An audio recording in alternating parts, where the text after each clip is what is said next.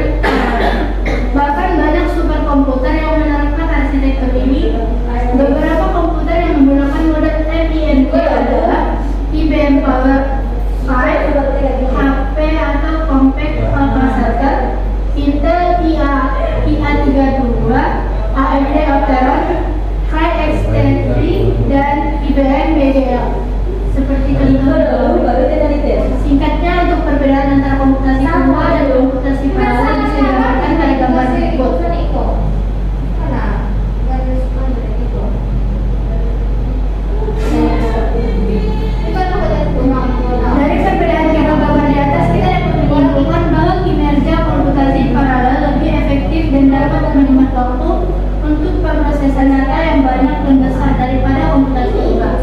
Namun keefektifan akan hilang ketika kita mengolah data dalam jumlah kecil. Karena data dengan jumlah kecil atau sedikit lebih efektif jika kita menggunakan komputasi tunggal. Selanjutnya ada pemrograman paralel. Teknik pemrograman komputer yang memungkinkan eksekusi pemerintah atau operasi secara bersamaan, baik dalam komputer dengan satu prosesor tunggal ataupun banyak prosesor ganda dengan mesin paralel atau dengan CPU. Tujuan utama dari pemrograman paralel adalah untuk